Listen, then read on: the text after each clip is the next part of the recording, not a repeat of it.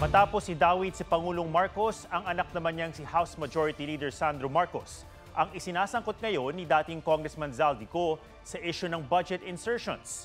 Pag-akusa ni Ko, mahigit 50 billion pesos umano ang ipinasingit ng nakababatang Marcos sa loob ng 3 taon. Tinawag ito ni Congressman Marcos na bahagi ng destabilisasyon. May report si Tina Panganiban Perez. Hindi lang po ang Pangulo ang may insertion sa budget. Pati po si Congressman Sandro Marcos. Si Presidential son at House Majority Leader Sandro Marcos naman ang idinawit sa panibagong video ni dating Congressman Zaldico.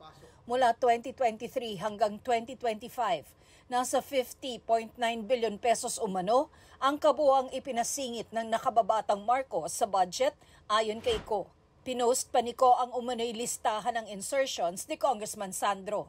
Nalaman ko na lang sa mga contractor na galit siya sa akin nung pinag-uusapan na ang 2025 GAA budget.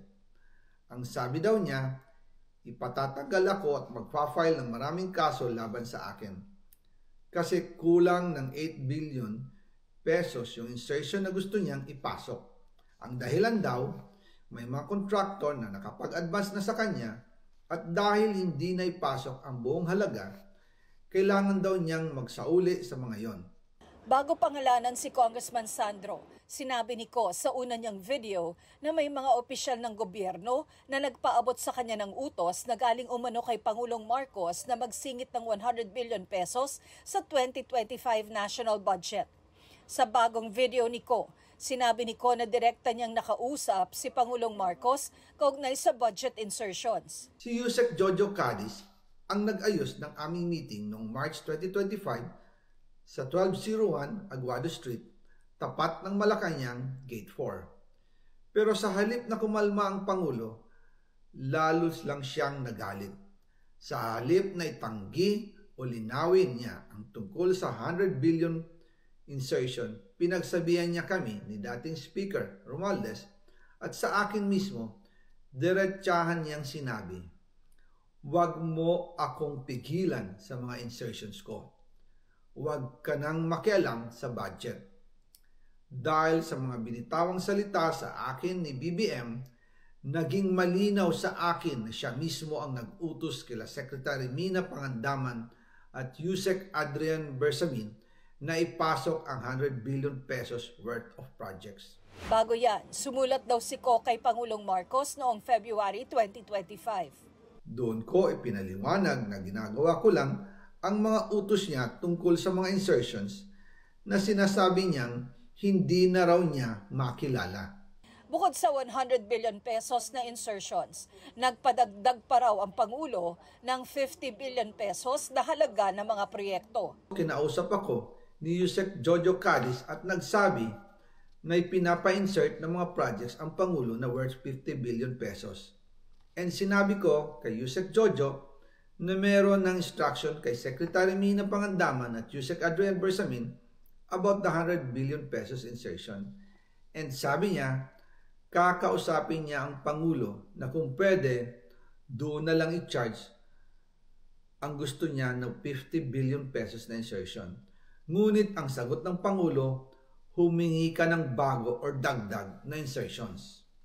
Doon po nakita at naramdaman na hindi pwedeng sabihin ng Pangulo na wala siyang alam sa mga nangyayari. Kasi mismong siya ang nagbibigay ng utos. Pati nga raw sa 2026 budget na tinatalakay ngayon ng Kongreso, may pinasisingit umanong proyekto ang Pangulo. At kung titingnan ninyo ang 2026 budget, may panibago siyang 97 billion insertions. Pero ngayon, ipinasok na mismo sa President's Budget or NEP 2026. Yan po ang kinumpirma ni Secretary Manny Bunoan na may instructions ang Pangulo na magpasok ng 100 billion ulit sa President's Budget. Kaya wala na siyang pwedeng ipamigay. Ito ay nalaman ko noong May 2025 sa meeting namin kasama si dating Speaker Romualdez. Wala pang pahayag ang palasyo at si Bunoan sa mga bagong sinabi ni Ko. Sabi naman ni Congressman Sandro Marcos, mali at katahang-isip ang mga sinabi ni Ko na anya'y bagong kampyon ng mga DDS. Inakusahan din niya si Ko na bahagi ng destabilisasyon. Gusto raw ni Ko na pabagsakin ang kasalukuyang administrasyon para maabswelto sa kanyang mga krimen. At batay sa intel, nakipagkasundo na si Ko sa mga magbebenepisyo rito. Dagdag ni Congressman Sandro, tinanggal si Ko bilang House Appropriations Committee Chairperson hindi dahil sa kapritsyo ng sinumang individual, kundi dahil sa kanyang kasakiman at korupsyon. Panawagan ng mambabata sa publiko, huwag magpabudol kay Zaldico.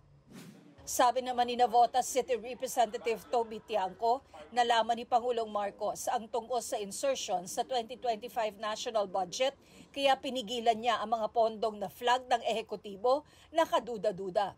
Nasa 80 bilyong piso araw ang hindi na-release sa national budget kasunod ng deliberasyon ng Bicameral Conference Committee. Alam niya yung mga insertions kasi di ba yun ang naging role ko nung Marso eh. Kasi nung January, di ba pinahold lahat. So yung Senate, binigay nila yung listahan nila within 3 days. Yung House, 3 buwan na hindi binibigay. So yun yung naging role ko nung January, pag-aralan. And as of July 29, after the SONA, may nakahold pa dyan na 80 billion na hindi na talaga ni-release eh. Kasi yun yung kaduda-dudang mga proyekto, no? Tingin ni Tiangco, nakagawa pa sana ng hakbang ang Pangulo para mapigilang mailabas ang iba pang pondong nadawit sa kickback scheme. Giyit ni Tiangco, hindi niya pinagtatanggol ang Pangulo, pero kailangan lang daw niya talagang sabihin kung ano ang nangyari. Tina Panganiban Perez, nagbabalita para sa GMA Integrated News.